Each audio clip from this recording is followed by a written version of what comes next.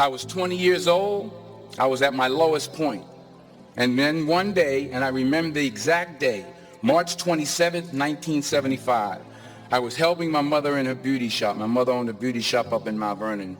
And there was this older woman who was considered one of the elders in the town. And I didn't know her personally, but I was looking in the mirror. And every time I looked at the mirror, I could see her behind me, and she was staring at me. She just kept looking at me. Every time I looked at her, she kept giving me these strange looks. So she finally took the dryer off her head and she said something I'll never forget. First of all, she said, "Somebody give me a piece of paper. Give me a piece of paper."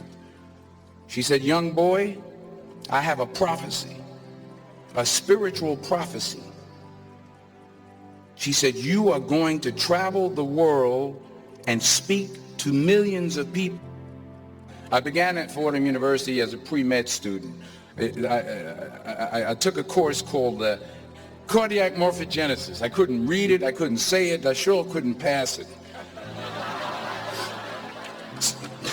So then I decided to go into pre-law, then journalism. And with no academic focus, my grades took off in their own direction. I was a 1.8 GPA one semester, and the university very politely suggested that it might be better to take some time off. I found that nothing in life is worthwhile unless you take risks. Nothing. Nelson Mandela said, "There is no passion to be found playing small and settling for a life that's less than the one you're capable of living." Fail big. You will fail at some point in your life. Accept it. You will lose. You will embarrass yourself. You will suck at something. There's no doubt about it. In the acting business, you fail all the time. Early on in my career, I auditioned for a part in a Broadway musical. Perfect role for me, I thought. So I'm in the wings. I'm about to go on stage, but the guy in front of me, he's singing like Pavarotti, and I'm just shrinking. I'm getting smaller and smaller. So they say, "Oh, thank you very much, and you'll be hearing from us." So I come out with my little sheet music, and so I assumed I didn't get the job. But the next part of the audition, he called me back. The next part of the audition is the acting part of the audition. So I'm like, hey, okay, maybe I can't sing, but I know I can act. So they pair me with this guy, and again, I didn't know about musical theater. And musical theater is big, so they can reach everyone all the way in the back of the stadium. And I'm more from a realistic, naturalistic kind of acting where you actually talk to the person next to you. So I don't know what my line was. My line was, "Well, hand me the cup." And his line was, "Well, I will hand you the cup, my dear. The cup will be there to be handed to you."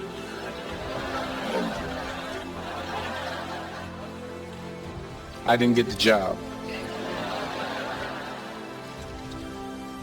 But here's the thing. I didn't quit. I didn't fall back. I walked out of there to prepare for the next audition, and the next audition, and the next audition. I prayed.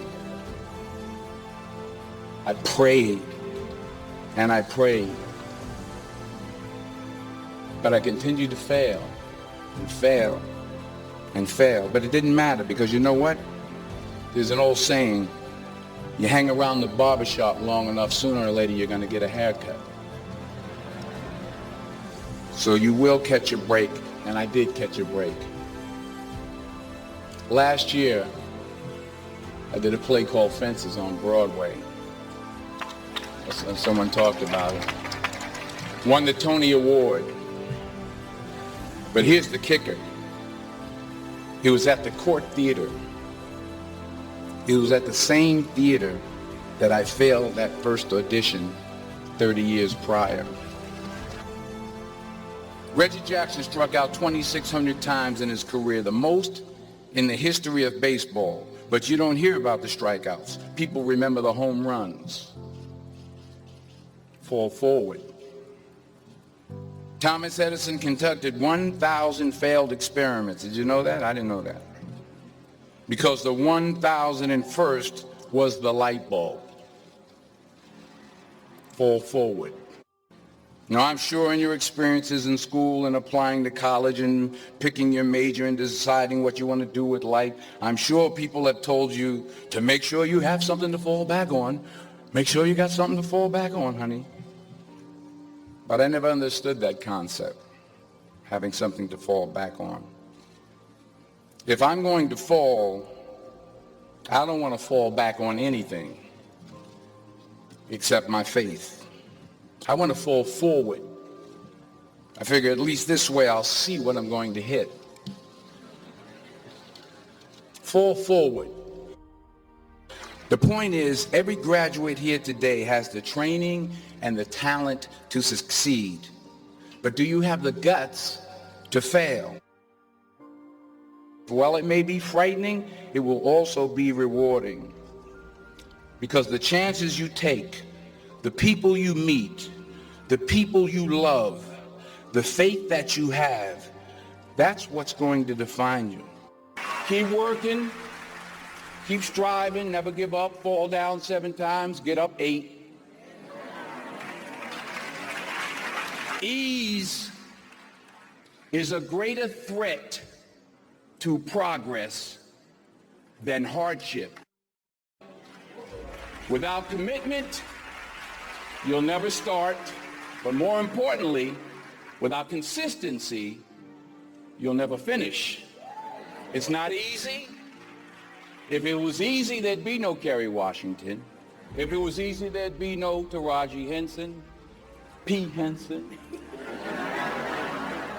If it were easy, there'd be no Octavia Spencer. But not only that, if it were easy, there'd be no Viola Davis. If it were easy, there'd be no Michael T. Williamson, no Stephen McKinley Henderson, no Russell Hornsby. If it were easy, there'd be no Denzel Washington. So, dreams without goals are just dreams. And they ultimately fuel disappointment. So have dreams, but have goals. Life goals, yearly goals, monthly goals, daily goals. Don't confuse movement with progress. Remember, just because you're doing a lot more doesn't mean you're getting a lot more done. In order to achieve your goals, you must apply discipline, which you have already done, and consistency every day, not just on Tuesday and miss a few days. You have to work at it every day. You have to plan every day. You've heard the saying, we don't plan to fail, we fail to plan. Hard work works. Working really hard is what successful people do. What are you going to do with what you have? I'm not talking about how much you have. Some of you are business majors. Some of you are theologians, nurses, sociologists. Some of you have money. Some of you have patience. Some of you have kindness. Some of you have love. Some of you have the gift of long suffering. Whatever it is, whatever your gift is, what are you going to do with what you have? And it's not how much you have. It's what you do with what you have. We all have different talents. Some of you will be doctors, some lawyers, some scientists, some educators, some nurses. The most selfish thing you can do in this world is help someone else. Why is it selfish? Because the gratification, the goodness that comes to you, the good feeling that I get from helping others, nothing's better than that. Well, I have traveled the world. And I have spoke to millions of people. But that's not the most important thing, the success that I had. The most important thing is that what she taught me and what she told me that day has stayed with me since. I've been protected. I've been directed. I've been corrected. I've kept God in my life and it's kept me humble. I didn't always stick with him, but he always stuck with me. So stick with him. in everything you do. If you think you want to do what you think I've done, then do what I've done. Today is the beginning of the rest of your life, and it can be very frightening. It's a new world out there. It's a mean world out there. You only live once. So do what you feel passionate about. Take chances. Don't just aspire to make a living. Aspire to make a difference.